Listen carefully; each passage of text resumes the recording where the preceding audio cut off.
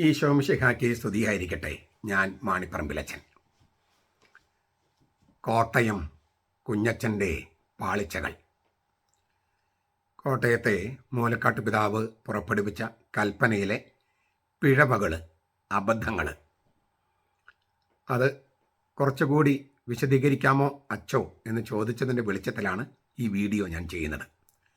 ഇതിൻ്റെ ഒരു ചെറിയ വിശകലനം, നിയമപരമായ വിശകലനം ഇന്നലെ ഞാൻ നടത്തിയിരുന്നു. അത് കുറച്ചുകൂടി ഇന്ന് വിശദീകരിച്ചാൽ കൊള്ളാം എന്ന് പലരും പറഞ്ഞു.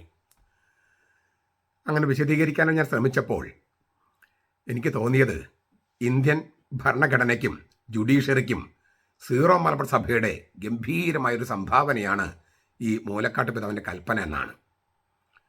നൂലുബന്ധമില്ലാതെയാണ് രാജാവ് പൊതുജനമധ്യത്തിൽ നടക്കുന്നതെന്ന് വിളിച്ചു പറയാൻ സത്യസന്ധതയുള്ള ഒരു കുട്ടി പോലും സീറോ മലബാർ സഭയുടെ മെത്രാൻ സിനഡിൽ ഇല്ലെന്ന് വരുമോ എന്നൊരു പേടിയും അതിനകത്തുണ്ട്. ഞാൻ കേട്ടിട്ടുണ്ട്, ഉത്തര കൊറിയയിൽ ഈ കിം ജോങ് ഉൻ എന്ന് പറയുന്ന ഏകഛത്രാധിപതി 28 തരത്തിലാണ് മുടി വെട്ടാനായിട്ട് നിശ്ചയിച്ചിരിക്കുന്നത്. ആണുങ്ങൾക്ക് 10 തരം, 18 തരം പെണ്ണുങ്ങൾക്കും. അതല്ലാതെ മറ്റൊരു തരത്തിൽ മുടി വെട്ടിയാൽ ആ തലമുടി ഇരിക്കുന്ന തല തന്നെ ഉണ്ടാകില്ല. ഗവൺമെൻറ്, സർക്കാർ നിശ്ചയിച്ച തരത്തിലല്ലാതെ മറ്റൊരു തരത്തിൽ മുടി വെട്ടിയാൽ മുടി ഉണ്ടാകാനുള്ള തലയേ ഉണ്ടാകില്ല. ഈ അവസ്ഥയിലാണ് വാസ്തവത്തിൽ ഇപ്പോൾ സീറോ മലബാർ സഭ എത്തിയിരിക്കുന്നത്. സഭയിൽ ജനാധിപത്യമില്ല എന്ന് പറഞ്ഞപ്പോൾ ഏകഛത്രാധിപത്യം ഉണ്ടാകും, സ്വേച്ഛാധിപത്യം ഉണ്ടാകും എന്ന് അർത്ഥമാക്കിയിരുന്നില്ല. പക്ഷെ അങ്ങനെ ഒരവസ്ഥയുണ്ട്. മെത്രാന്മാരെ ആരെങ്കിലും വിമർശിക്കുകയോ കോടതി എന്തെങ്കിലും കുറ്റപ്പെടുത്തുകയോ ചെയ്താൽ ആ കോടതി പോലും ഉണ്ടാകില്ല എന്നൊരവസ്ഥ. അപ്പോൾ ഇന്ത്യൻ ഭരണഘടനയ്ക്കും ജുഡീഷ്യറിക്കും സീറോ മലബാർ സഭയുടെ സംഭാവന തന്നെയാണിത്. എന്താണ് കാര്യം? കീഴ്ക്കോടതി പ്രസ്താവിച്ച ഒരു വിധി അത് മേൽക്കോടതി അംഗീകരിക്കാം, റദ്ദാക്കാം, പുനഃപരിശോധിക്കാം, അല്ലെങ്കിൽ കോടതി ശാസിക്കാം. ഇതൊക്കെയാണ് സാധാരണ ചെയ്യുക. അതിനു പകരം കീഴ്ക്കോടതിയെ അങ്ങ് പിരിച്ചുവിടുക, അല്ലെങ്കിൽ സസ്പെൻഡ് ചെയ്യുക, അത് അനിശ്ചിത കാലത്തേക്ക്. അപ്പോൾ ഇനിയിപ്പോൾ വേണമെങ്കിൽ സർക്കാരിനോട് പറയാം, ഇങ്ങനൊരു വകുപ്പുണ്ട്. അതായത് കീഴ്ക്കോടതി ഒരു വിധി പ്രസ്താവിച്ചു, മേൽക്കോടതിക്ക് കീഴ്ക്കോടതിയെ സസ്പെൻഡ് ചെയ്യാം അനിശ്ചിത കാലത്തേക്ക്, അല്ലെങ്കിൽ പിരിച്ചുവിടാം എന്നൊരു വകുപ്പ് വേണമെങ്കിൽ ഇപ്പോൾ ഈ പുതിയ ഇന്ത്യൻ പീനൽ കോഡിലും ജുഡീഷ്യറി വ്യവസ്ഥയിലൊക്കെ വേണമെങ്കിൽ എഴുതി ചേർക്കാം.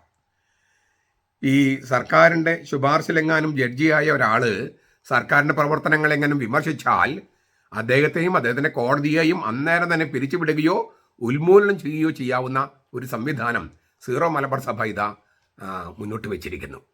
ഒരു വിചാരണയോ വിസ്താരമോ വിശദീകരണം പോലുമോ ചോദിക്കാതെ കോടതിയെ പിരിച്ചുവിടാം. ഇങ്ങനൊരു അധികാരം അധികാരിയിൽ നിക്ഷിപ്തമാക്കാനുള്ള ഒരു കീഴ്വഴക്കം ഇതാ സീറോ മലബാർ സഭ കൊടുത്തിരിക്കുന്നു. പണ്ട് ക്രിസ്ത്യൻ മിഷണറിമാരും ക്രൈസ്തവ സഭയൊക്കെ വിദ്യാഭ്യാസ രംഗത്ത്, ആതുര ശുശ്രൂഷ രംഗത്ത്, സാംസ്കാരിക രംഗത്തൊക്കെ ഒരുപാട് സംഭാവന ചെയ്തിട്ടുണ്ട്. സാഹിത്യ രംഗത്തൊക്കെ ഒരുപാട് സംഭാവന ചെയ്തിട്ടുണ്ട്. ഇപ്പോൾ ഇതാ നിയമരംഗത്തും നമ്മൾ ഒരു സംഭാവന കൊടുത്തിരിക്കുകയാണ്. മറ്റെല്ലാവർക്കും മാതൃകയാക്കാവുന്ന ഒരു സംഭാവനയാണ് സീറോ മലബാർ സഭ ചെയ്തിരിക്കുന്നത്. വിശദീകരണം പോലും ചോദിക്കാതെ, വിചാരണയോ വിസ്താരമോ യാതൊന്നുമില്ലാതെ, എന്ത് തെറ്റുകളാണെന്ന് ചൂണ്ടിക്കാണിക്കാതെ, തെളിവുകൾ ചൂണ്ടിക്കാണിക്കാതെ കോടതി അങ്ങ് സസ്പെൻഡ് ചെയ്യുക. തീർന്നില്ല. ഇനിയിപ്പം കാനൂൺ നിയമമൊക്കെ പരിഷ്കരിക്കുമ്പോൾ കൽദായ സഭയുടെ സംഭാവനയായി ഇതും ചേർക്കാം. അങ്ങനെ വട്ടോളി പറഞ്ഞതുപോലെ ഇപ്പോഴത്തെ കാനൂൺ നിയമം കടലിലെറിയാം. എന്തൊക്കെയാണ് നമ്മൾ ഈ മൂലക്കാട്ടിൻ്റെ ആ കൽപ്പന നമ്മൾ വിശകലനം ചെയ്യുമ്പോൾ എന്തൊക്കെ സംഗതികളാണ് അതിനകത്തുള്ളത് എന്ന് ചുരുക്കമായിട്ട് ഞാൻ ആദ്യം പറയാം. അത് ചെയ്യാനായിട്ട് അധികാരിക്ക് യോഗ്യതയുണ്ടോ ഇല്ലയോ? സ്പെഷ്യൽ ട്രിബ്യൂണലിനെ സസ്പെൻഡ് ചെയ്യാൻ മൂലക്കാട്ടിൻ്റെ കോടതിക്ക് അധികാരമുണ്ടോ? മൂലക്കാട്ടിൻ്റെ പദവിക്ക് അതിനുള്ള അർഹതയുണ്ടോ? അദ്ദേഹം മോഡറേറ്റ് ആയിരിക്കുന്ന കോടതിയുടെ ചുമതല എന്ത്? കത്തോലിക്ക സഭയിലെ പരമോന്നത കോടതി ഏതാണ്? ഇല്ലാത്ത അധികാരം മൂലക്കാട്ട് ഉപയോഗിച്ചോ? ഇനി സംഭവിക്കുന്ന വിചിത്രമായ കാര്യങ്ങൾ എന്തൊക്കെയായിരിക്കാം സീറോ മലബാർ സഭയിൽ? നീതിന്യായവും ഭരണനിർവഹണവും തമ്മിലുള്ള അതിൻ്റെ ഒരു നേരത്തെ രേഖയുണ്ട്. അതെന്താണ്? അവർ ഈ നീതിന്യായ വ്യവസ്ഥയ്ക്കും ഭരണനിർവഹണത്തിനും സ്വാതന്ത്ര്യമുണ്ട്. അപ്പോൾ എന്താണ് ആ രേഖ?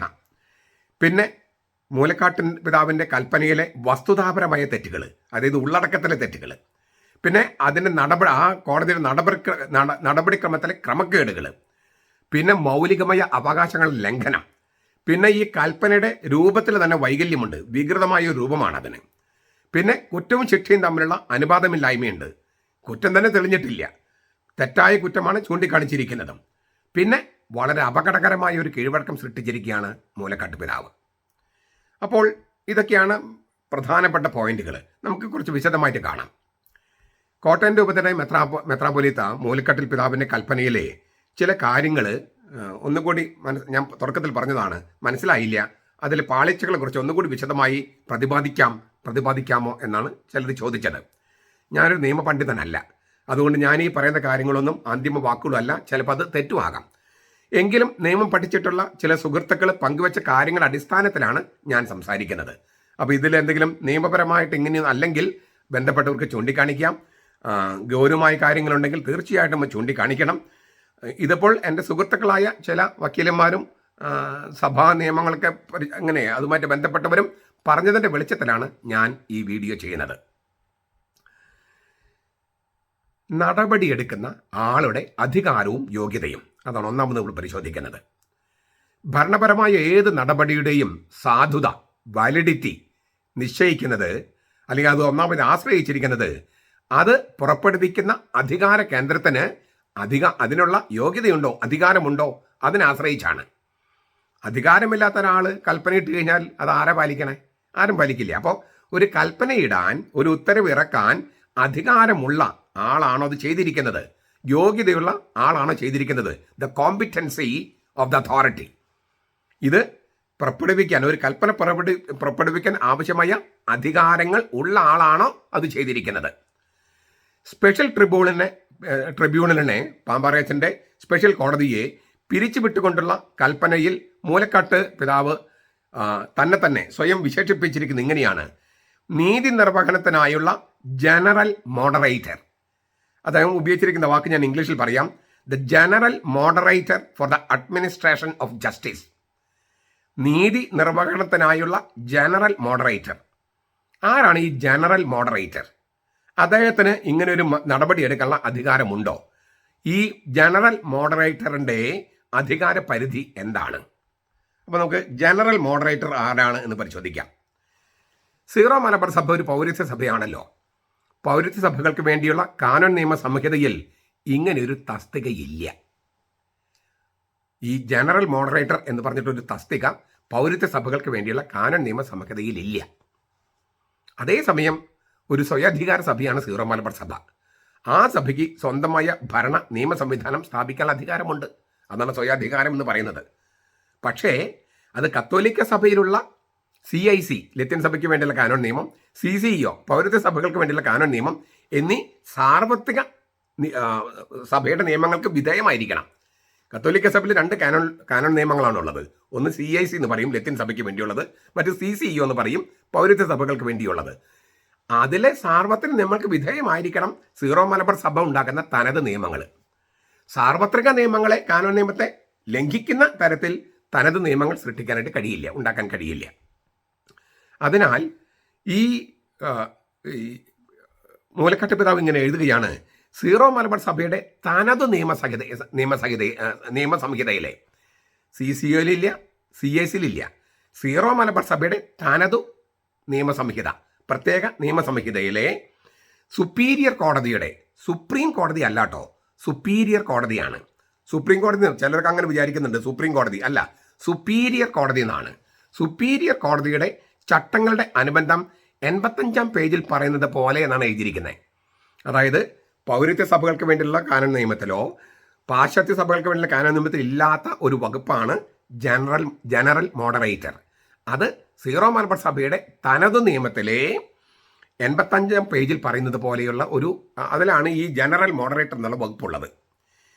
ഈ സുപ്പീരിയർ കോടതിയിൽ ഞാൻ മനസ്സിലാക്കുന്നത് എല്ലാ മെത്രാന്മാരും ജഡ്ജികളാണ്. എന്നാൽ ഏതെങ്കിലും ഒരു മെത്രാനെതിരെയാണ് പരാതിയെങ്കിൽ ആ മെത്രാനെതിരെയുള്ള കേസ് പരിഗണിക്കുമ്പോൾ അദ്ദേഹം അതിൽ പങ്കെടുക്കാൻ പാടില്ല, ആ കോടതിയുടെ സിറ്റിങ്ങിൽ പങ്കെടുക്കാൻ പാടില്ല. ഏതായാലും ഈ മോഡറേറ്ററുടെ അധികാരം പൗരസ്ത്യ കാനോൻ നിയമം അനുസരിച്ചുള്ളതുമല്ല, പാശ്ചാത്യ കാനോൻ നിയമം അനുസരിച്ചുള്ളതുമല്ല. അതിനാൽ അന്തർലീനമായ ഒരു സാർവത്രിക അധികാരമല്ല ജനറൽ മോഡറേറ്റർ. അന്തർലീനമായ ഒരു സാർവത്രിക അധികാരമല്ല. സീറോ മലബാർ സഭയുടെ തനത് നിയമം അനുസരിച്ചിട്ടുള്ളതാണ്. അതിനാൽ തന്നെ ഏൽപ്പിച്ചു കൊടുക്കപ്പെട്ട ഒരു അധികാരമാണ്, അന്തർലീനമായ അധികാരമല്ല, ഏൽപ്പിച്ചു കൊടുക്കപ്പെട്ട അധികാരമാണ്. അതിനാൽ തന്നെ അത് നിർവചിക്കപ്പെട്ടിരിക്കുന്ന അധികാരവുമാണ്. നിർവചനങ്ങളിൽ ചിലപ്പം അന്തരങ്ങൾ വരാം. ഒരു ജഡ്ജി പറയുന്ന പോലെ ആകില്ല മറ്റൊരു ജഡ്ജി, ഒരു വക്കീൽ വാദിക്കുന്ന പോലെയല്ല മറ്റൊരാൾ. എങ്കിലും ഇത് അന്തർലീനമായ ഒരു അധികാരമല്ല, സാർവത്രികമായ ഒരു അധികാരമല്ല. ഇത് ഏൽപ്പിച്ചു കൊടുക്കപ്പെട്ടിരിക്കുന്നതും നിർവചിക്കപ്പെട്ടിരിക്കുന്നതും ഒരു അധികാരമാണ്, നിർവചിക്കപ്പെടേണ്ടതുമായ അധികാരമാണ്. മാത്രമല്ല കത്തോലിക്ക സഭയുടെ സാർവത്രിക നിയമസംഹിതയ്ക്കുള്ള അധികാരങ്ങളൊന്നും ഇതിനില്ല, അതിന് താഴെയാണ് താനും. അപ്പോൾ അതാണ് ഈ ജനറൽ മോഡറേറ്റർ എന്ന തസ്തികയുടെ ഒരു നിർവചനമായിട്ട് നമുക്ക് പറയാൻ കഴിയുക. ഇനി എന്താണ് ഈ ജനറൽ മോഡറേറ്റർ? മൂലക്കാട്ട് പിതാവാണ് ഇപ്പോൾ. ആ ജനറൽ മോഡറേറ്ററുടെ അധികാരം എന്താണ്? മൂലക്കാട്ട് പിതാവ് തൻ്റെ കൽപ്പനയിൽ അതിങ്ങനെയാണ് എഴുതിയിരിക്കുന്നത്: മേജർ ആർച്ച് ബിഷപ്പിൻ്റെ ട്രിബ്യൂണലിൻ്റെയും കീഴ്ക്കോടതികളുടെയും വിജിലൻസിന് സൂക്ഷ്മ ജാഗ്രത പാലിക്കാൻ എന്നാണ് അർത്ഥം. ഉത്തരവാദിത്തമുള്ളവനാണ് ജനറൽ മോഡറേറ്റർ. മേജർ ആർച്ച് ബിഷപ്പിൻ്റെ ട്രിബ്യൂണലിൻ്റെയും കീഴ്ക്കോടതികളുടെയും വിജിലൻസ് സൂക്ഷ്മ ജാഗ്രത പാലിക്കാൻ ഉത്തരവാദിത്തമുള്ളവനാണ് ജനറൽ മോഡറേറ്റർ. വിജിലൻസിന് ചിലർ മേൽനോട്ടം എന്ന് പറയും, സൂപ്പർവൈസ്. അതല്ല കറക്റ്റ്. വിജിലൻസ് എന്ന് പറഞ്ഞാൽ സൂക്ഷ്മമായി ജാഗ്രത പുലർത്തുക എന്നതാണ്. അഴിമതി സംഭവിക്കുന്നില്ല, നീതി ശരിയായി നടപ്പാകുന്നുണ്ട് എന്ന് ഒരു സൂക്ഷ്മമായി നിരീക്ഷിക്കുക. അതാണ് ഈ വിജിലൻസ്, സൂക്ഷ്മമായി നിരീക്ഷിക്കുക. എന്തെങ്കിലും കണ്ടു കഴിഞ്ഞാൽ ബന്ധപ്പെട്ട അധികാരികളെ ശ്രദ്ധയിൽപ്പെടുത്തുക. അതായത് നീതിക്ക് ദോഷം വരാതെ നോക്കാനുള്ള ഒരു ചുമതലയാണ്. ഇതൊരു കാനോനിക ആശയമാണ്. സഭയുടെ നിയമപാരമ്പര്യത്തിൽ കേട് വരാതിരിക്കാൻ നിരീക്ഷിക്കാനും ജാഗ്രത പുലർത്താനുമുള്ള കടമയാണ് ഈ ജനറൽ മോഡറേറ്ററുടെ അധികാരം എന്ന് പറയുന്നത്. മേജർ ആർച്ച് ബിഷപ്പിൻ്റെ ട്രിബ്യൂണൽ കോടതി കീഴ്ഘടകങ്ങൾ നിയമമനുസരിച്ചും ശരിയായ രീതിയിലും പ്രവർത്തിക്കുന്നുണ്ടെന്നും അവിടെ അഴിമതിയില്ലെന്നും പക്ഷപാതിത്വമില്ലെന്നും ഉറപ്പുവരുത്തണം.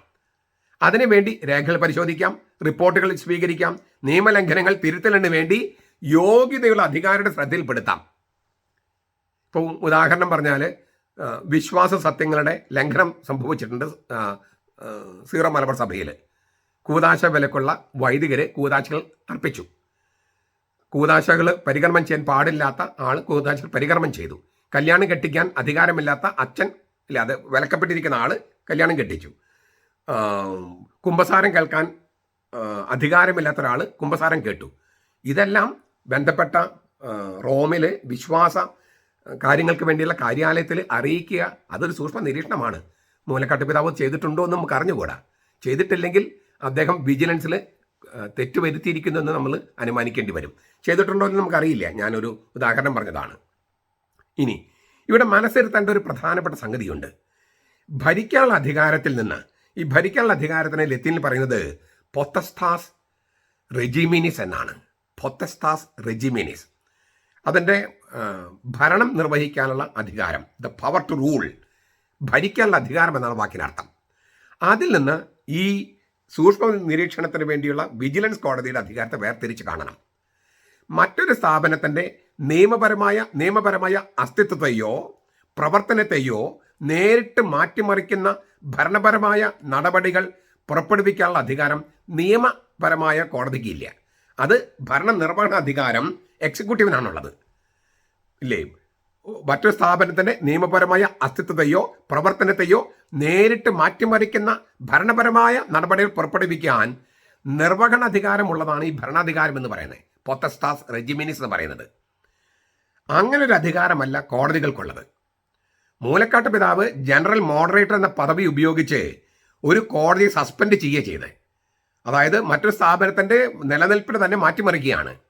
അതൊരു കേവലം ഒരു സൂക്ഷ്മ ജാഗ്രത പാലിക്കലായിരുന്നോ? അല്ലല്ലോ. ഗുരുതരമായ ഭരണനിർവഹണ പ്രവൃത്തിയാണ്. ഭരണനിർവഹണ പ്രവൃത്തി അതൊരു കോടതിക്ക് ചെയ്യാൻ പറ്റുമോ? ഒരു കോടതി നീതിന്യായ അധികാരം പ്രയോഗിക്കുന്നത് തടയുന്ന നേരിട്ടുള്ള ഭരണപരമായ ഇടപെടലാണ് മൂലക്കാട്ട് പിതാവ് ചെയ്തത്. അത് ചെയ്യാൻ മൂലക്കാട്ടിൻ്റെ വിജിലൻസ് കോടതിക്ക് അധികാരമുണ്ടോ? ഇതാണ് ചോദ്യചിഹ്നം. ഞാൻ നേരത്തെ പറഞ്ഞല്ലോ, ഈ ചില മെത്രാന്മാർ കുറ്റക്കാരാണെന്ന് പാമ്പാറ പിതാവിൻ്റെ കോടതി കണ്ടെത്തിയിരിക്കുന്നു. അത് 2 ഉത്തരവുകളിലൂടെ പുറത്തുവിട്ടിരിക്കുന്നു. അങ്ങനെയുള്ളവർ ഉന്നതമായ അധികാരത്തിലിരിക്കുന്നവരാണ്. അവരെ ന്യായീകരിക്കാൻ വേണ്ടിയാണോ മൂലക്കാട്ട് പിതാവ് ചെയ്യേണ്ടിയിരുന്നത്? അതോ നൂലുബന്ധമില്ലാതെയാണ് രാജാവ് നടക്കുന്നതെന്ന് ഇല്ലേ, പൊതുജന മധ്യം നടക്കുന്നതെന്ന് ഒരു കുട്ടി വിളിച്ചു പറഞ്ഞല്ലോ, അത് പറയാനുള്ളൊരു സത്യസന്ധത, ആ സത്യസന്ധതയല്ലേ വാസ്തവത്തിൽ മൂലക്കാട്ട് പിതാവിൽ നിന്ന് പ്രതീക്ഷിക്കുന്നത്? അങ്ങനെയുള്ള ഒരാൾ പോലും നമ്മുടെ മെത്രാൻ സെനഡിൽ ഇല്ലെന്ന് വരുമോ? ഇത് നമ്മളെ ആശങ്കയിലാക്കുന്ന വലിയ സംഗതിയാണ്. ഒന്നോ രണ്ടോ പേർക്ക് തെറ്റുപറ്റുന്നത് നമുക്ക് മനസ്സിലാക്കാം. അവർ കൂതാശകൾ പരികർമ്മം ചെയ്യുന്നതിലും ഒക്കെയുള്ള വീഴ്ച വരുത്തുന്നത്, പരിശുദ്ധ കുർബാനയെ അവമാനിക്കുന്നു, നിന്ദിക്കുന്നു, അതൊക്കെ നമുക്ക് മനസ്സിലാക്കാം. പക്ഷേ ഒരു മെത്രാൻ സംഘത്തിലെ അനേകം ആളുകൾ, എല്ലാവരും ഒന്നും ഞാൻ പറയുന്നില്ല, അനേകം ആളുകൾ ഒരേ കുറ്റകൃത്യത്തെ ന്യായീകരിക്കാൻ വേണ്ടി ഒറ്റക്കെട്ടായി നിൽക്കുന്നത് അതൊരു അപൂർവമായിട്ടുള്ള അനീതിയുടെ, ദുഷ്ടതയുടെ പൈശാചികമായ ഒരു അന്തരീക്ഷമാണ് സൃഷ്ടിച്ചിരിക്കുന്നത്. അതാണ് നമുക്ക് അങ്കലാപ്പുണ്ടാക്കുന്നത്. അപ്പോൾ ഇവിടെ നമ്മൾ ചോദിക്കേണ്ട ഒരു മറ്റൊരു ചോദ്യമുണ്ട്. കത്തോലിക്ക സഭയിലെ പരമോന്നത കോടതി ഏതാണ്? കോടതിയെ സ്ഥാപിക്കാനുള്ള അധികാരമുള്ള ആൾക്കല്ലേ അതിനെ സസ്പെൻഡ് ചെയ്യാനും കഴിയുക, പിരിച്ചുവിടാനും കഴിയുക? ഈ വിജിലൻസ് കോടതിയാണോ സ്പെഷ്യൽ ട്രിബ്യൂണൽ സ്ഥാപിച്ചത്? അല്ല. 2024 ഡിസംബർ 18 കൽപ്പന പ്രകാരം പ്രത്യേക കോടതിക്ക് രൂപം കൊടുത്തത് മേജർ ആർച്ച് ബിഷപ്പാണ്. മെത്രാന്മാരുടെ സിനഡിനോ പരിശുദ്ധ സിംഹാസനത്തിനോ അല്ലേ ഈ കോടതിയെ സസ്പെൻഡ് ചെയ്യാൻ പറ്റൂ അല്ലേ എന്നാണ് നിയമവിദഗ്ധർ പറയുന്നത്. അങ്ങനെയാണ് നിയമവിദഗ്ധർ പറയണേ. ചുരുക്കത്തിൽ മൂലക്കാട്ട് പിതാവ് ജനറൽ മോഡറേറ്റർ എന്ന നിലയിൽ പുറപ്പെടുവിച്ച സസ്പെൻഷൻ കൽപ്പന സ്പെഷ്യൽ ട്രിബ്യൂണൽ അതിന് യോജിച്ച വിധത്തിൽ പ്രയോഗിച്ചുകൊണ്ടിരുന്ന നീതിന്യായ അധികാരത്തിൽ കൈകടത്തുന്ന, നേരിട്ട് ഇടപെടുന്ന ഒരു നിർവഹണ പ്രവൃത്തിയായി എക്സിക്യൂട്ടീവ് ആക്ട്. സ്പെഷ്യൽ കോടതിയുടെ ഇടക്കാല ഉത്തരവിൽ പ്രശ്നമുണ്ടെങ്കിൽ അത് താൽക്കാലികമായി സ്റ്റേ ചെയ്യേണ്ടതിന് പകരം കോടതിയെ തന്നെ സസ്പെൻഡ് ചെയ്തിരിക്കുന്നു. നിയമപരമായി നടപടി എടുക്കേണ്ടതിന് പകരം ഭരണപരമായി പ്രവൃത്തി ചെയ്തിരിക്കുന്നു. അതായത് തനിക്ക് നൽകപ്പെട്ടുള്ള അധികാര പരിധിക്ക് പുറത്ത് അദ്ദേഹം പ്രവർത്തിച്ചിരിക്കുന്നു. അതിനെ ലത്തീനിൽ പറയുന്നത് അൾട്രാ വയേഴ്സ് എന്നാണ്, ബിയോണ്ട് ദ പവേഴ്സ്. തനിക്കുള്ള അധികാരത്തിനപ്പുറത്താണ് ചെയ്തിരിക്കുന്നത്.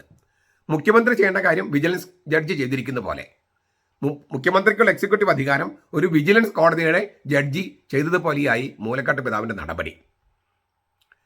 തീർന്നില്ല. കത്തോലിക്ക സഭയിലെ ഒരു ഘടകമാണ് സീറോ മലബാർ സഭ, നമുക്കറിയാം. അത് സ്വയധികാര സഭയാണെങ്കിലും കത്തോലിക്ക സഭയിൽ ഒരു അംഗസഭ എന്ന നിലയിൽ പ്രവർത്തിക്കേണ്ടതാണ്. കത്തോലിക്ക സഭയുടെ സംഹിത അംഗീകരിച്ചുകൊണ്ടാണ് കത്തോലിക്ക സഭയുടെ ഉള്ളിൽ നിൽക്കാൻ കഴിയുക. അതിന് കീഴിൽ നിന്ന് പ്രവർത്തിക്കേണ്ടതുമാണ്. ഇപ്പോൾ കുറേ നാളുകളായിട്ട് മാർപ്പാപ്പയുടെ ആഹ്വാനം കേൾക്കാതിരിക്കുക, പരിശുദ്ധ സിംഹാസനത്തിൻ്റെ ആഹ്വാനങ്ങൾ സ്വീകരിക്കാതിരിക്കുക, അങ്ങനെ മെത്രാന്മാരിൽ പലരും തന്നെ ശീഷ്മയിലാണ്. ഞാനന്ന് ചില സീനിയർ വൈദികരുമായി സംസാരിച്ചപ്പോൾ അവർ പറഞ്ഞൊരു സംഗതിയാണ്, മെത്രാന്മാരിൽ പലരും ശീഷ്മയിലാണ്. സഭ ശീഷ്മയിലേക്ക് പോകാതിരിക്കുന്നതിന് കാരണം മാണിപ്പറമ്പലച്ചനെ പോലുള്ളവരും അങ്ങനെ കുറേ പേര് ജനങ്ങൾ ശീഷ്മയിൽ പോയിട്ടില്ല. ജനങ്ങൾ ശീഷ്മയിൽ പോയിട്ടില്ല. പക്ഷേ മെത്രാന്മാരിൽ പലരും ശീഷ്മയിലാണ്. കാരണം 4 പ്രാവശ്യം മാർപ്പാപ്പ ആവശ്യപ്പെട്ട ഒരു കാര്യമാണ് ചെയ്യാതെ മെത്രാന്മാർ ഉരുണ്ട് കളിക്കുന്നത്.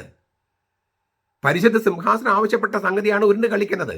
ഞാൻ കഴിഞ്ഞ ദിവസം പറഞ്ഞു, അതുമായിട്ട് സംസാരിച്ചപ്പോഴാണ് ഈ അച്ഛന്മാർ പറഞ്ഞത്, റോമിന് നമ്മുടെ സഭയുടെ കാര്യം കേൾക്കുമ്പോൾ അറപ്പാണെന്ന് ഞാൻ പറഞ്ഞു. അറപ്പാണ്. കാരണം മാർപ്പാപ്പയെ അനുസരിക്കാത്ത മെത്രാന്മാര്, അത് എന്തൊരു അവസ്ഥയാണ്. എറണാകുളത്ത് വൈദികരെ പോട്ടെ, അത് പിന്നെ വൈദികര് വർഷങ്ങളായിട്ട് അവർ ധിക്കാരികളാണ്. ഇത് സീറോ മലബാർ സഭയുടെ മെത്രാന്മാർ തന്നെ മാർപ്പാപ്പയെ അനുസരിക്കാതെ ശീഷ്മയിലായിരിക്കുക. അതും സഭാതലവന്റെ വികാരി മെത്രാപ്പോലിത്തയും ഇപ്പോൾ ഇതാ ജനറൽ മോഡറേറ്റർ അതിന് സപ്പോർട്ട് ചെയ്യണു. എന്തൊരു പൈശാചികമായ അവസ്ഥയാണിത്.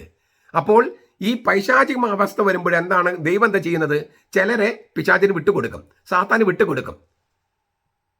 ഈ പശ്ചാത്തപിക്കാൻ ഒട്ടും തയ്യാറല്ലാത്ത പാപത്തിന് അടിമയായി കഴിയുന്ന ഒരാളെ മാനസാന്തരപ്പെടാതെ പാപത്തിന് വിട്ടുകൊടുക്കും ദൈവം. ശിക്ഷിക്കാൻ വൈകുന്നത് പോലും പാപത്തിനുള്ള ശിക്ഷയാണ്. ശിക്ഷിച്ചിരുന്നെങ്കിൽ അവർ മാനസാന്തരപ്പെടുമായിരുന്നു. ഇത് ശിക്ഷിക്കാതെ ദൈവം മാറ്റിവെക്കുകയാണ്. കാരണം എന്താ? അവരുടെ മാനസാന്തരം ദൈവം ആഗ്രഹിക്കുന്നില്ല. കാരണം അവർ സ്വയം പിശാചിന് അടിമയായി തീർന്നിരിക്കുന്നു. അത് മാറണമെങ്കിൽ അവർക്ക് ഒരു സുബോധം വരണം, അവർ തന്നിലേക്ക് തന്നെ വരണം. അത് വരാത്തത് കൊണ്ടാണ് ദൈവം അവരെ പാപത്തിന് വിട്ടുകൊടുത്തിരിക്കുന്നത്. ഇങ്ങനെ വല്ലാത്തൊരു പൈശാചിക അവസ്ഥയിൽ ഞാൻ എല്ലാ മെത്രാന്മാരെന്ന് പറയുന്നില്ല, കുറച്ച് പേരെങ്കിലും ആയിരിക്കുകയാണ്. പ്രത്യേകിച്ചും ഏറ്റവും തലപ്പത്തുള്ള കുറച്ച് പേരും ഇതുപോലെ ഈ വിജിലൻസ് കോടതി പോലെ വർക്ക് ചെയ്യേണ്ട കോടതിയൊക്കെ അങ്ങനെയുള്ളൊരവസ്ഥയിലേക്ക് എത്തിയിരിക്കുന്നു. ഈ കത്തോലിക്ക സഭയിൽ നീതി നിർവഹണത്തിനുള്ള പരമോന്നതമായ മേൽനോട്ടം അപ്പസ്തോലിക് സിഞ്ഞത്തൂറ എന്ന് പറഞ്ഞ കോടതിയാണ് റോമിൽ. ആ കോടതിയുടെ മുമ്പാകെ ഞാൻ പോകുമെന്ന രേഖാമൂലം പാമ്പാറേച്ചൻ മൂലക്കാട്ട് പിതാവിനോട് പറഞ്ഞപ്പോഴാണ് സസ്പെൻഷൻ പിൻവലിച്ച് വിശദീകരണം നൽകാൻ മൂലക്കാട്ട് പിതാവ് നിർബന്ധിതനായത്.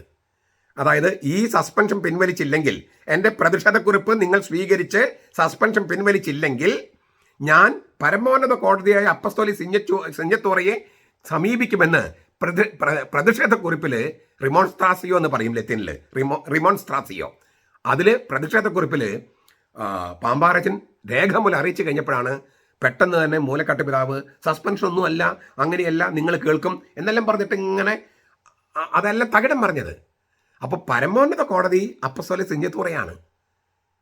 ഈ പറഞ്ഞ മൂലക്കാട്ട് പിതാവിൻ്റെ കോടതി ഒന്ന് അതിന് വളരെ താഴെയാണ്.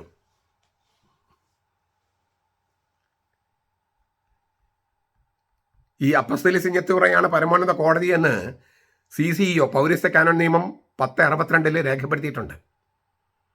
സീറോ മലബാർ സഭയുടെ തനത് മേൽനോട്ടത്തിനായി ജനറൽ മോഡറേറ്റർ പോലുള്ള ഉദ്യോഗങ്ങൾ സ്ഥാപിക്കാൻ സീറോ മലബാർ സഭയ്ക്ക് കഴിയുമെങ്കിലും സാർവത്രിക നിയമം സ്ഥാപിച്ചിട്ടുള്ള നീതിന്യായ വ്യവസ്ഥയുടെ അടിസ്ഥാന ഘടനയ്ക്ക് വിരുദ്ധമായി ഒരു അധികാരവും നൽകാൻ കഴിയില്ല. മൂലക്കാട്ട് പിതാവിന് അങ്ങനെ ഇല്ല. നീതിന്യായവും നിർവഹണവും ഇത് 2 അധികാര കേന്ദ്രങ്ങളാണ്. അവ തമ്മിലുള്ള വേർതിരിവുണ്ട്, ഓരോന്നിനുമുള്ള സ്വാതന്ത്ര്യമുണ്ട്. അത് പാലിക്കണമെന്ന് ഈ ഘടന ആവശ്യപ്പെടുന്നുണ്ട്. ഇതൊന്നും പാലിക്കാതെയാണ് മൂലക്കാട്ട് പിതാവ് പ്രവർത്തിച്ചത്. അതിനാൽ നമുക്ക് കണ്ടെത്താൻ കഴിയുന്ന ഒരു നിഗമനം ഇതാണ്: മൂലക്കാട്ട് പിതാവ് തനിക്കില്ലാത്ത അധികാരം ഉപയോഗിച്ചു. ഞാൻ പറഞ്ഞല്ലോ, ഇവിടെ ജനറൽ മോഡറേറ്റർ എന്ന നീതിന്യായ അധികാരി ഭരണപരമായ നിർവഹണ അധികാരം ഉപയോഗിച്ചു, എക്സിക്യൂട്ടീവ് പവർ ഉപയോഗിച്ചു, ഒരു ലീഗൽ ഓഫീസ്. മാത്രമല്ല, തനിക്കില്ലാത്ത ഭരണപരമായ അധികാരമാണ് ഉപയോഗിച്ചത്. അങ്ങനെ നീതിന്യായ വ്യവസ്ഥയ്ക്ക് ആവശ്യമായ സ്വാതന്ത്ര്യത്തിലേക്ക് കടന്നു കയറിയിരിക്കുന്നു. നീതിന്യായ വ്യവസ്ഥയ്ക്ക് ഒരു സ്വാതന്ത്ര്യം വേണം. ഞാൻ നേരത്തെ പറഞ്ഞല്ലോ, രണ്ടും തമ്മിൽ ഒരു ചെറിയ വേർതിരിവുണ്ട്. ആ വേർതിരിവ് സൂക്ഷിക്കാതെ നീതിന്യായ വ്യവസ്ഥയുടെ സ്വാതന്ത്ര്യത്തെ തന്നെ ഇല്ലാണ്ട് ചെയ്ത് ആ സ്വാതന്ത്ര്യത്തിലേക്ക് കയ്യേറിയിരിക്കുകയാണ്. ബലം പ്രയോഗിച്ച് ബലാത്കാരമായി കയ്യേറിയിരിക്കുകയാണ്. ആ സ്വാതന്ത്ര്യം നിഷേധിച്ചിരിക്കുകയാണ് നീതിന്യായ വ്യവസ്ഥയ്ക്ക്. അത് ഗൗരവമായ ഒരു സ്ഥിതിവിശേഷമാണ് സൃഷ്ടിക്കുന്നത്.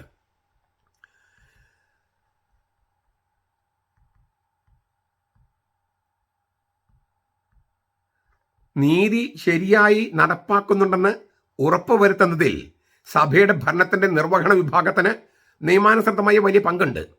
നീതി ശരിയായി നടപ്പാക്കുന്നുണ്ടെന്ന് ഭരണനിർവഹണം, എക്സിക്യൂട്ടീവ് അത് നോക്കണം, തീർച്ചയായും നിരീക്ഷിക്കണം. എങ്കിലും കക്ഷികളിൽ ഒരാളുടെ പരാതിയുടെ അടിസ്ഥാനത്തിൽ നീതിന്യായ നടപടികളിൽ ഇടപെടാനോ കോടതിയെ നിയന്ത്രിക്കാനോ സസ്പെൻഡ് ചെയ്യാനോ നിർത്തലാക്കാനോ പിരിച്ചുവിടാനോ അധികാരമുണ്ടോ? അതില്ലല്ലോ. ഇവിടെ എറണാകുളം അങ്കമാലി അതിരൂപതയ്ക്ക് വേണ്ടിയുള്ള സ്പെഷ്യൽ ട്രിബ്യൂണൽ മേജർ ആർച്ച് ബിഷപ്പിന്റെ കൽപ്പനയാൽ സ്ഥാപിതമായതാണ്. അദ്ദേഹത്തിന് ലഭിച്ച നീതിന്യായ അധികാരം വിനിയോഗിക്കുന്നതുമാണ്. അത് നിർത്തലാക്കാൻ ഒരു വിജിലൻസ് കോടതിക്ക്, ഈ സുപ്പീരിയർ കോടതിക്ക് അധികാരമുണ്ടോ? ഭരണ നിർവഹണത്തിന്റെ അധികാരം കോടതി കവർച്ച ചെയ്തെടുത്തിരിക്കുന്നു എന്നുള്ളതാണ് ഇവിടെ സംഭവിച്ചിരിക്കുന്നത്. സ്വാഭാവികമായിട്ട് ഇപ്പം നമുക്കിത് ഞാൻ ഒരു കാര്യം ഈ വിഷയം വിട്ട് സംസാരിക്കുകയാണ്. നമ്മൾ കേൾക്കാൻ സാധ്യതയുള്ള ചില വിചിത്ര സംഭവങ്ങൾ. മേജർ ആർച്ച് ബിഷപ്പ് സ്പെഷ്യൽ കോടതിയെ സസ്പെൻഡ് ചിലപ്പോൾ ചെയ്യാം. മെത്രാൻ സെനറ്റ് ചിലപ്പോൾ അതിനെ അനുകൂലിക്കാം. ഇതൊക്കെ നമുക്ക് കണ്ടറിയാനിരിക്കുകയാണ്. ഇനി സസ്പെൻഡ് ചെയ്തെന്ന് കരുതുക, ഈ പാമ്പാറച്ചൻ്റെ കോടതിയെ മേജർ ആർച്ച് ബിഷപ്പോ മെത്രാൻ സെനറ്റ് സസ്പെൻഡ് ചെയ്തെന്ന് കരുതുക. അവരിതുവരെ പുറപ്പെടുവിച്ച ഇടക്കാല ഉത്തരവുകളിലൂടെ വെളിപ്പെട്ട ഗൗരവമേറിയ കുറ്റകൃത്യങ്ങൾ റോമായില് അപ്പസ്തോലിക സിഞ്ഞത്തൂറയിലേക്ക് റെഫർ ചെയ്യപ്പെടുകയില്ലേ? ഈ സ്പെഷ്യൽ ട്രിബ്യൂണൽ പിരിച്ചു വിട്ടെന്ന് തന്നെ കരുതുക, മേജർ ആർച്ച് ബിഷപ്പും മെത്രാൻ സെനറ്റും. അതൊക്കെ സാധ്യതയുണ്ട്, കാരണം അങ്ങനത്തെ ഒരു അവസ്ഥയിലാണ് നമ്മൾ എത്തിയിരിക്കുന്നത്. പക്ഷേ ഈ ഇടക്കാല ഉത്തരവുകളിലൂടെ കോടതി കണ്ടെത്തിയ കുറ്റകൃത്യങ്ങൾ, പ്രത്യേകിച്ചും കൂതാശ വിലക്കുള്ളവരുടെ കാര്യത്തിൽ, ആ വൈദികരുടെ കാര്യത്തിലും, ആ വൈദികരെ സംബന്ധിക്കുന്നതും ആ വൈദികരെ സംരക്ഷിക്കുന്ന സഭാ നേതൃത്വം മെത്രാന്മാരുടെ കാര്യത്തിലുമുള്ള കാര്യം അപ്പസ്തോലിക സിഞ്ഞത്തൂറയിലേക്കും പിന്നെ വിശ്വാസ തിരുസംഘത്തിലേക്കും പിന്നെ മെത്രാന്മാരുടെ ചുമതലയുള്ള ഇപ്പോഴത്തെ മാർപ്പാപ്പ വഹിച്ചിരുന്ന ആ ഡിക്കാസ്റ്ററിലേക്കും റെഫർ ചെയ്യപ്പെടുകയില്ലേ? ആ ഉത്തരവുകൾ വന്നു കഴിഞ്ഞതല്ലേ? ഈ കോടതി പിരിച്ചു വിടുന്നതിന് മുമ്പ് വന്നിരിക്കുന്നതല്ലേ? അപ്പോൾ അത് റെഫർ ചെയ്യപ്പെടുകയില്ലേ? ഇനി റോമായിൽ നിന്ന് നടപടി ഉണ്ടായാലും ഇല്ലെങ്കിലും ഇതെല്ലാം രേഖകളിൽ വരികയില്ലേ? സഭാ നേതൃത്വം തന്നെ കത്തോലിക്ക സഭയുടെ വിശ്വാസത്തിനെതിരായി തെറ്റ് ചെയ്തെന്ന്, അതായത് ഹെരസി, പാഷാണ്ഡത, വേദവിപരീതം ചെയ്തെന്ന് കോടതി കണ്ടെത്തിയ നിലയ്ക്ക് ആ കോടതിയെ പിരിച്ചുവിടുന്നത് തങ്ങളുടെ കുറ്റം അവർ പരസ്യമായി ഒരിക്കൽ കൂടി അംഗീകരിക്കുന്നത് വരില്ലേ? തങ്ങൾ കുറ്റക്കാരാണ്, വിശ്വാസത്തിനെതിരെ തെറ്റ് ചെയ്തിരിക്കുന്നു, വേദവിപരീതത്തിലാണ് എന്ന് കോടതി കണ്ടെത്തിയിരിക്കുന്നു. ആ കണ്ടെത്തിയ കോടതി പിരിച്ചുവിട്ടാൽ അപ്പോൾ അവർ കുറ്റം ചെയ്തതായിട്ട് അംഗീകരിക്കുകയല്ലേ? അത് റോമയുടെ മുമ്പിലുള്ള കുറ്റസമ്മതമായി മാറില്ലേ? നമുക്ക് കാത്തിരുന്ന് കാണാം. കർത്താവിൻ്റെ കളികളാണിപ്പോൾ. കർത്താവിൻ്റെ കളികളാണ്. നമ്മൾ വിചാരിക്കുന്നത് സഭാ നേതൃത്വത്തിൽ രണ്ട് മെത്രാന്മാരുടെ കളികളാണെന്നാണ്. ഞാൻ വിചാരിക്കുന്നത് കർത്താവിൻ്റെ കളികളാണെന്നാണ്.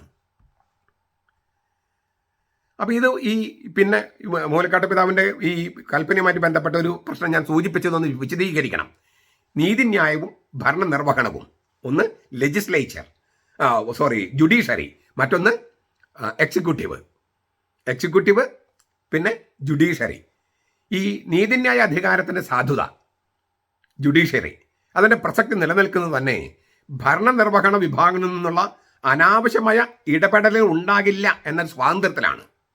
എല്ലാ കാര്യത്തിലും ഭരണനിർവഹണം ഇടപെട്ടാൽ നീതിന്യായം സാധുതാകില്ല, നീതി ഉണ്ടാവില്ല, ന്യായം ഉണ്ടാകില്ല, പ്രസക്തി ഉണ്ടാവില്ല. നീതിന്യായ വിഭാഗത്തിന് സ്വതന്ത്രമായി പ്രവർത്തിക്കാനുള്ള അധികാരവും അവസരവും ഇല്ലെങ്കിൽ നീതി എന്നത് ഭരണവർഗത്തിൻ്റെ നിശ്ചിത താല്പര്യം മാത്രമാകും. അതിനാൽ തന്നെ അനീതിയാകും.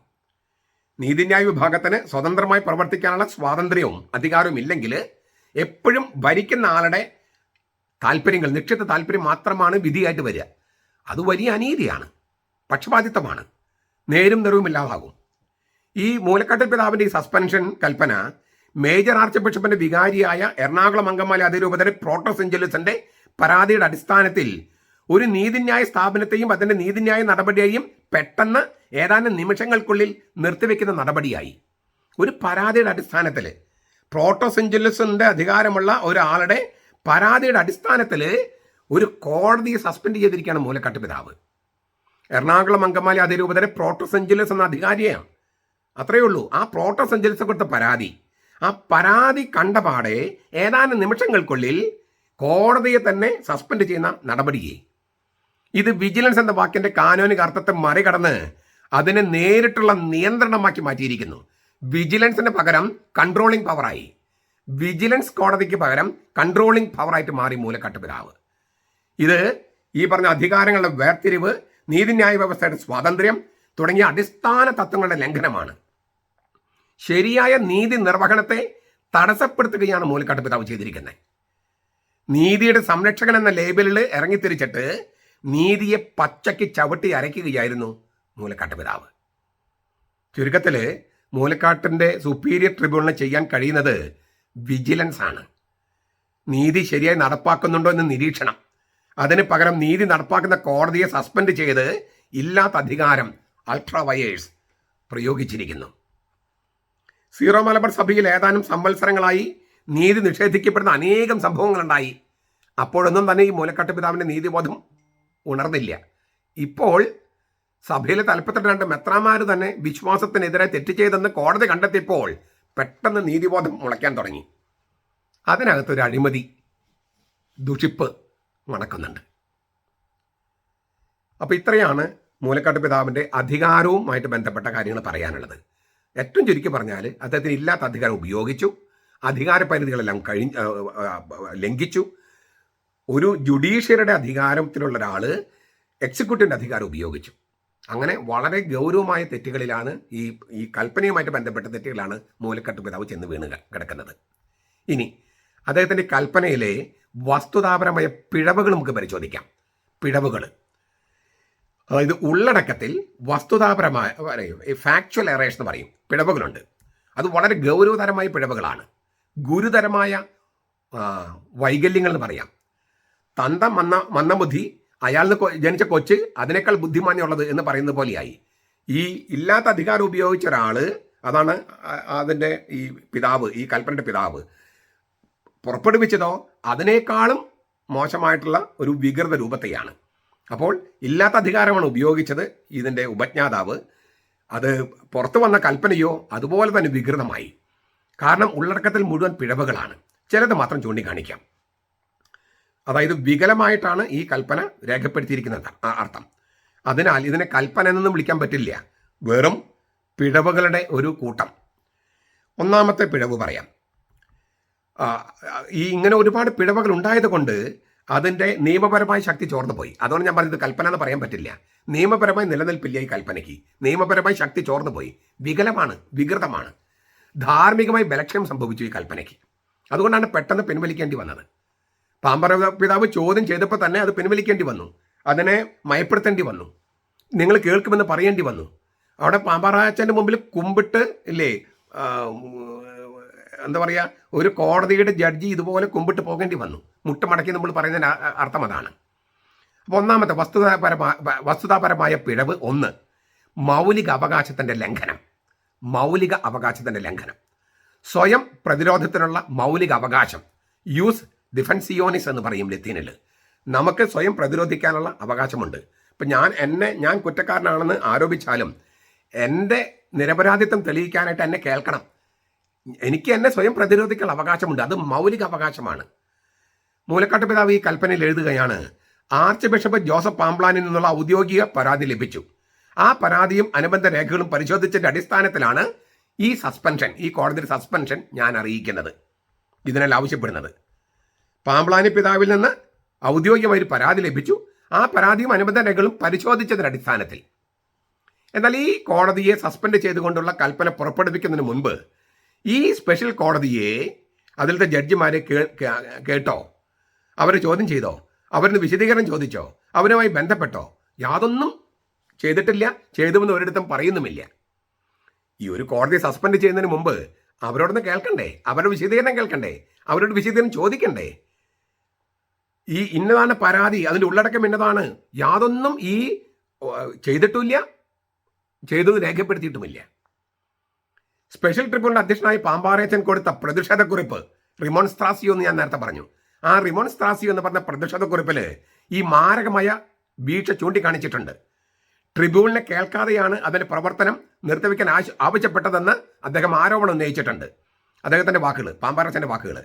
ഏതൊരു ഭൗതിക വ്യക്തിക്കും എന്നതുപോലെ ഏതൊരു നിയമ വ്യക്തിക്കും കോടതി സ്വയം പ്രതിരോധിക്കാനുള്ള അവകാശമുണ്ട്. സ്വയം പ്രതിരോധത്തിലുള്ള അവകാശം പ്രയോഗിക്കുന്നതിന് ഈ പ്രത്യേക ട്രിബ്യൂണലിനെതിരെയുള്ള ആരോപണം തെളിവുകളും ഈ ട്രിബ്യൂണൽ അറിയിക്കണമായിരുന്നു.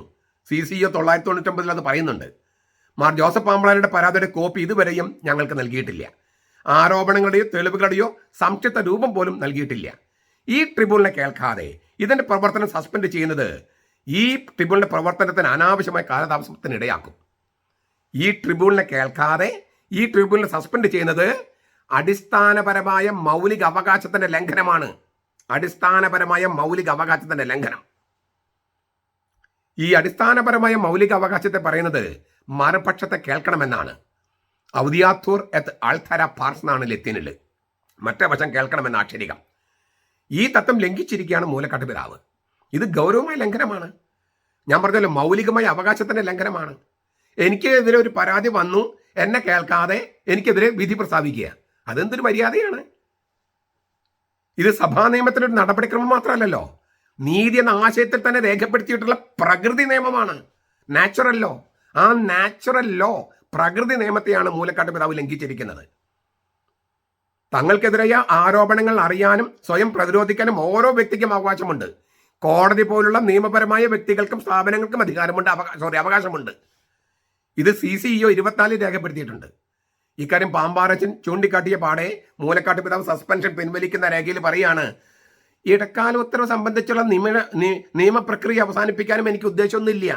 ഞാൻ സൂചിപ്പിച്ചതുപോലെ ഞാൻ രേഖകളെല്ലാം പരിശോധിക്കും, കോടതിയിൽ നിങ്ങളെല്ലാം കാണും, അങ്ങകളെ നേരിട്ട് കാണും, അങ്ങയുടെ വിശദീകരണം നൽകാൻ അവസരമുണ്ടാകും. ഏത് കോടതിയെ സസ്പെൻഡ് ചെയ്തതിൻ്റെ പിന്നാലെ ചോദ്യം ചെയ്തപ്പോൾ മൂലക്കാട്ട് പിതാവ് എഴുതിയ കാര്യങ്ങളാണ് ഇതൊക്കെ പറയണേ. ഈ നിയമപ്രക്രിയ അവസാനിപ്പിക്കാൻ എനിക്ക് ഉദ്ദേശമില്ല, ഞാൻ രേഖകൾ പരിശോധിക്കും, കോടതിയിൽ നിങ്ങളെയെല്ലാം ഞാൻ കാണും, നേരിട്ട് കാണും, നിങ്ങൾക്ക് വിശദീകരണം നൽകാൻ പറ്റും. അപ്പോൾ ഇതൊക്കെ ഇതെല്ലാം കഴിഞ്ഞിട്ട് വേണ്ടേ കോടതി ഉത്തരവ് പുറപ്പെടുവിക്കാൻ? ഇങ്ങനെ പിഴവ് ചൂണ്ടിക്കാണിക്കുമ്പോഴാണോ അതിന് മലക്കം പറയേണ്ടത്? അവകാശങ്ങളെ പ്രതികൂലമായി ബാധിക്കുന്ന ഏകപക്ഷീയമായ ഭരണപരമായ ഉത്തരവ് പുറപ്പെടുവിക്കുന്നതിന് മുൻപ് ആരെ ബാധിക്കുന്നുവോ ആ വ്യക്തിയെ കേൾക്കാൻ അവസരം നൽകണമെന്ന പ്രകൃതി നിയമവും കാനൂനിക നിയമവുമാണ് മൂലക്കാട്ട് പിതാവ് ലംഘിച്ചത്. അത് പിതാവിന് ബോധ്യം വന്നപ്പോൾ തിരുത്തിയിട്ടുണ്ട്. അത്രയും നല്ലത്. സസ്പെൻഷൻ പിൻവലിച്ചുകൊണ്ടുള്ള അതിൽ പറഞ്ഞത് അത് നല്ലത്. തെറ്റ് അംഗീകരിച്ചത് അത് നന്നായി. പ്രതിരോധത്തിലുള്ള ഈ മൗലിക അവകാശം പാലിക്കുന്നതിൽ മൂലക്കാട്ട് പിതാവിന്റെ വിജിലൻസ് കോടതി പാടെ പരാജയപ്പെട്ടു. അതിനാൽ തന്നെ മൂലക്കാട്ട് പിതാവിന്റെ കൽപ്പന അടിസ്ഥാനപരമായി അനീതിയാണ്. മൂലക്കാട്ടിനെ നിരീക്ഷിക്കാൻ മറ്റൊരു വിജിലൻസ് കോടതി നിയമിക്കേണ്ട ഒരു അവസ്ഥയിലാണ് ഇപ്പോൾ നിൽക്കുന്നത്. അദ്ദേഹം അത് പിൻവലിച്ചത് കൊണ്ട് കുറച്ച് സമാധാനമുണ്ട്. മൂലക്കാട്ട് പിതാവ് ഇത് പിൻവലിച്ചത് കൊണ്ട്. പക്ഷേ വളരെ തെറ്റായൊരു കീഴ്വഴക്കം സൃഷ്ടിച്ചു വെച്ചിരിക്കുകയല്ലേ. വസ്തുതാപരമായി രണ്ടാമത്തെ പിഴവ് രൂപവൈകല്യം.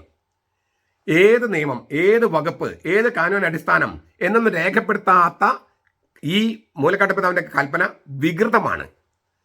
പാമ്പാരച്ചൻ രേഖാമൂലം കൊടുത്ത പ്രതിഷേധക്കുറിപ്പിൽ മൂലക്കാട്ട് പിതാവിന്റെ ഈ രൂപവൈകല്യം, മൂലക്കാട്ട് പിതാവിന് വെച്ചാൽ അദ്ദേഹത്തിന്റെ കൽപ്പനയുടെ, മൂലക്കാട്ടിന്റെ രൂപവൈകല്യമല്ല, മൂലക്കാട്ട് പിതാവ് ഇട്ട കൽപ്പനയുടെ രൂപവൈകല്യം പാമ്പാരച്ചൻ ചൂണ്ടിക്കാണിച്ചിട്ടുണ്ട്. ഇങ്ങനെയാണ് ഈ സസ്പെൻഷൻ, അത് കോടതി സസ്പെൻഡ് ചെയ്തിരിക്കുന്നത് ഏത് കാനൂൻ നിയമം അനുസരിച്ചാണെന്ന് വ്യക്തമാക്കിയിട്ടില്ല. അതിനാൽ ഈ സസ്പെൻഷന്റെ സ്വഭാവത്തെക്കുറിച്ച്, സ്പെഷ്യൽ ട്രിബ്യൂണൽ സസ്പെൻഡ് ചെയ്ത ആ സസ്പെൻഷന്റെ സ്വഭാവത്തെക്കുറിച്ച് ഈ ട്രിബ്യൂണൽ ഇരുട്ടിലാണ്, അജ്ഞതയിലാണ്. ഭരണപരമായ ഒരു നടപടി ഒരു കോടതിയെ സസ്പെൻഡ് ചെയ്യുന്നത് പോലെ ഗൗരവമായ ഒന്ന് രേഖാമൂലം നിയമം ചൂണ്ടിക്കാണിച്ച് നൽകേണ്ടതുണ്ട്. CCO 1511 അത് പറയുന്നുണ്ട്. ഇതൊരു തീരുമാനമാണെങ്കിൽ അതിന്റെ കാരണങ്ങൾ ചുരുക്കമായെങ്കിലും വിശദീകരിക്കണമെന്ന് CCO 1520 പറയുന്നുണ്ട്.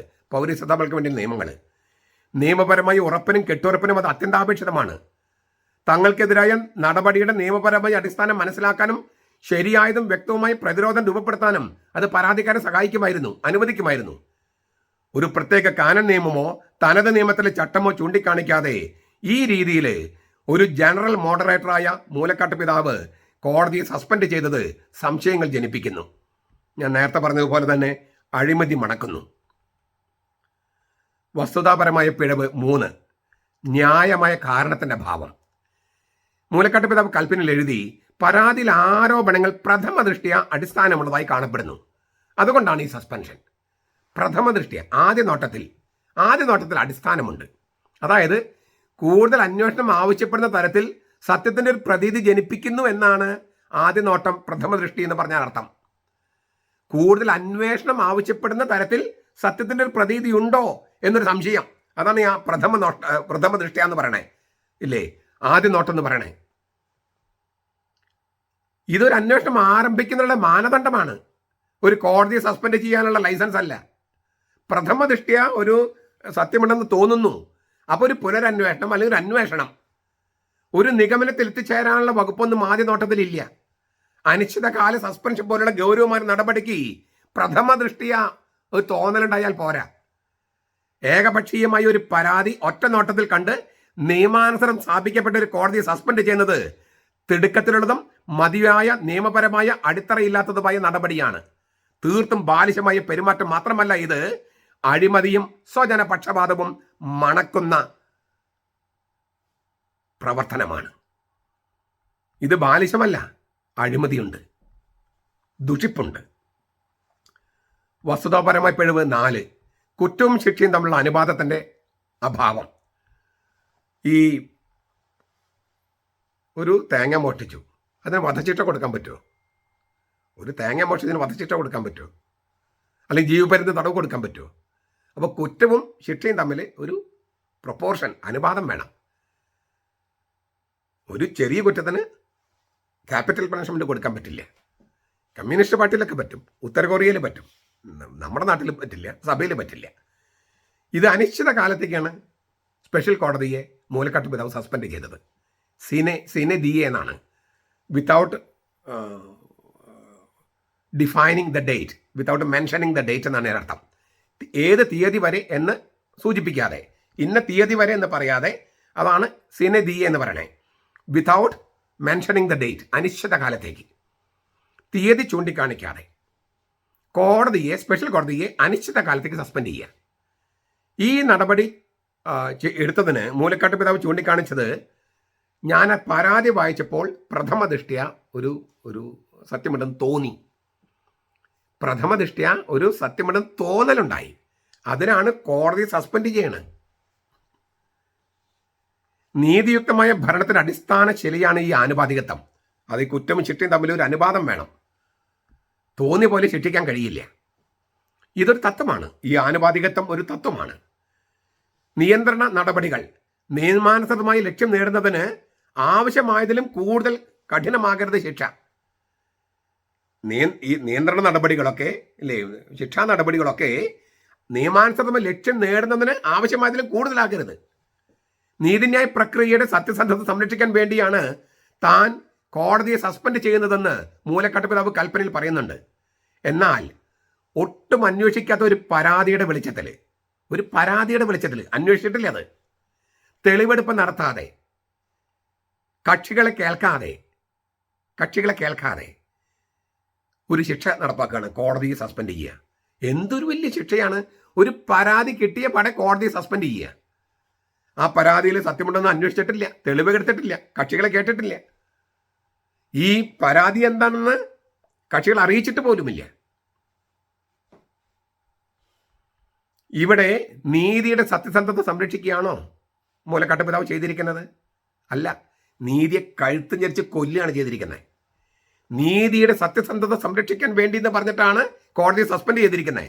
വാസ്തവത്തിൽ മൂലക്കാട്ട് പിതാവ് നീതിയുടെ കഴുത്ത് പിടിച്ച് ഞെരിച്ച് കൊല്ലുകയാണ്. നീതിയുടെ നിഷേധമാണിത്. ഒരു അന്വേഷണമോ ഒരു വിശദീകരണമോ ചോദിക്കേണ്ട കേസിൽ കോടതിയെ തന്നെ ഇല്ലായ്മ ചെയ്യുക, അതും പെട്ടെന്നുള്ളതും അനിശ്ചിത കാലത്തേക്കുള്ളതുമായ ഒരു അടച്ചുപൂട്ടൽ. അതിന് തത്തുല്യമായ എന്ത് കുറ്റമാണ് പാമ്പാറയുടെ കോടതി ചെയ്തത്? മൂലക്കാട്ട് പിതാവ് അനീതിയുടെയും അന്യായത്തിന്റെയും നേരും നെറിവിന്റെയും സകല ചക്രവാളവും ഭേദിച്ചിരിക്കുകയാണ്. ദേശരാഷ്ട്രത്തിൽ ഏതെങ്കിലും കോടതിയാണ് ഇത് സംഭവിച്ചതെങ്കിൽ ആ ജഡ്ജി ഈ സമയത്തിനുള്ളിൽ രാജിവെച്ചേനെ, ഇങ്ങനെയൊക്കെ ചെയ്തു വെച്ചിട്ടുണ്ടെങ്കിൽ. അല്ലെങ്കിൽ അദ്ദേഹത്തെ ഇംപീച്ച് ചെയ്യാനുള്ള നടപടികൾ ആരംഭിക്കെങ്കിലും ചെയ്തേനെ. സീറോ മലബാർ സഭയിൽ നീതിയും സത്യവും വിശുദ്ധിക്ക് അന്യം നിന്ന് പോയിട്ട് നാളുകളേറെയായി. അതുകൊണ്ട് ഇതൊന്നും ഇപ്പോൾ ആളുകൾ പ്രതീക്ഷിക്കുന്നില്ല.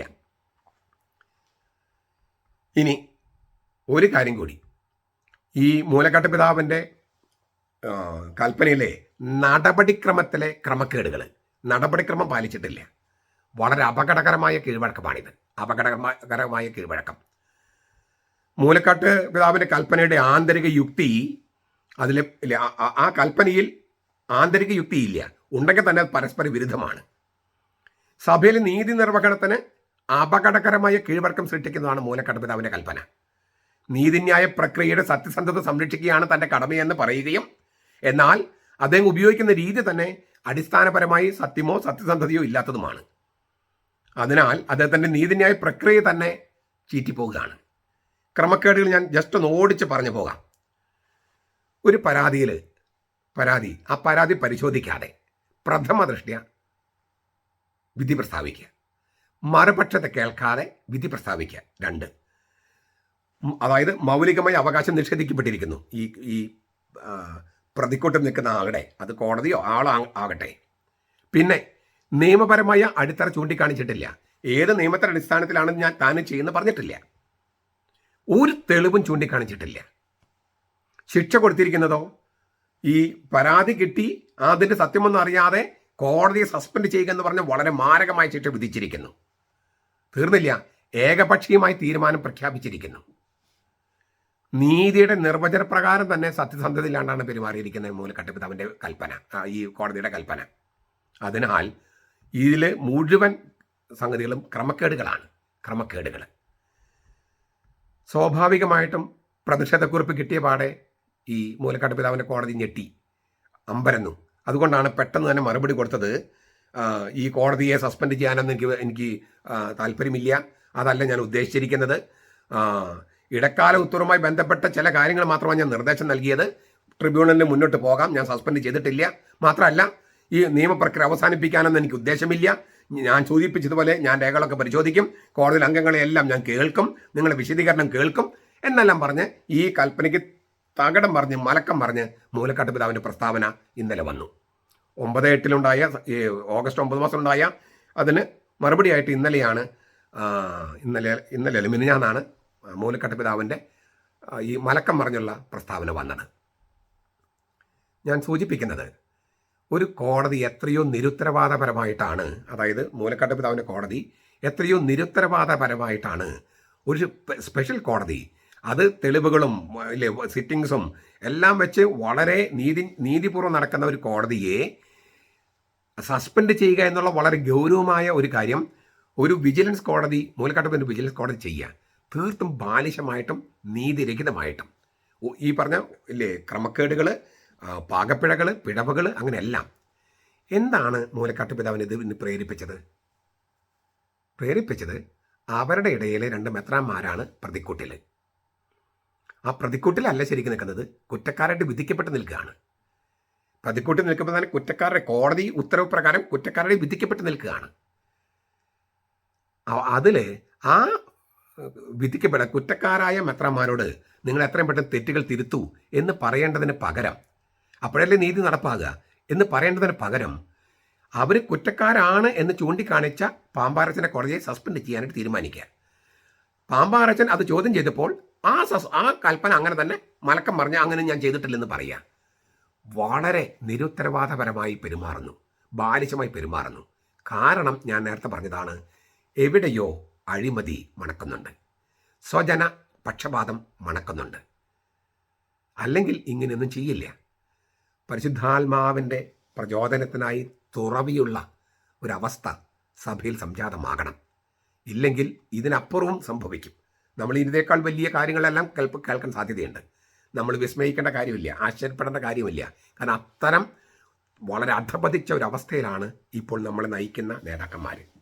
അധപതിക്കുക എന്ന് പറഞ്ഞാൽ അതിൻ്റെ ഏറ്റവും ഈ അധപതനത്തിൻ്റെ നെല്ലിപ്പലയും കണ്ടു നിൽക്കുകയാണ്. അത്രയും മോശമായ ഒരു അവസ്ഥയിലാണ്. നമുക്ക് സങ്കടമുള്ള സംഗതിയാണിത്. പക്ഷേ നമ്മുടെ അപ്പൻ ചീത്തയായാൽ, മോശമായാൽ നമുക്കെന്താ ചെയ്യാൻ കഴിയുക? പ്രാർത്ഥിക്കാം, തിരുത്താം, ഉപദേശിക്കാം, അങ്ങനെയൊക്കെയല്ലേ പറ്റുള്ളൂ. സാധാരണ മാതാപിതാക്കളെ മക്കളെയാണ് ശാസിക്കുന്നതൊക്കെ. ഇപ്പോൾ മാതാപിതാക്കളെ ശാസിക്കേണ്ട ഒരു അവസ്ഥയിലാണ് നമ്മുടെ സഭ എത്തിച്ചേർന്നിരിക്കുന്നത്. ഏതായാലും നമുക്ക് പ്രത്യാശ കൈവിടാതെ പ്രാർത്ഥിക്കാം. ബേസിക്കായി ഞാൻ നേരത്തെ പറഞ്ഞ കാര്യം ഒന്ന് ആവർത്തിക്കുക. ഇത് മെത്രാന്മാരെ കളികളാണെന്നാണ് നമ്മൾ വിചാരിക്കുന്നത്. ഞാൻ വിചാരിക്കുന്നത് കർത്താവിൻ്റെ കളികളാണ്. കർത്താവ് അവരെ വിട്ടുകൊടുത്തിരിക്കുകയാണ്. അപ്പോൾ ആ കളികൾ കഴിഞ്ഞ് അതിൻ്റെ ഒരു പര്യവസാനം ഉണ്ടാകും എന്ന് ഞാൻ പ്രതീക്ഷിക്കുന്നു. കർത്താവ് അങ്ങനെയാണല്ലോ ചെയ്യുക. നമുക്ക് കർത്താവിൻ്റെ ഇടപെടലിനായി കാത്തിരിക്കാം. നമ്മുടെ കർത്താവ് ഈശോ മിശിഹായുടെ കൃപയും പിതാവായ ദൈവത്തിൻ്റെ സ്നേഹവും പരിശുദ്ധാത്മാവിൻ്റെ സഹവാസവും നാം എല്ലാവരോടും കൂടി ഉണ്ടായിരിക്കട്ടെ, ഇപ്പോഴും എപ്പോഴും എന്നേക്കും. ആമേൻ.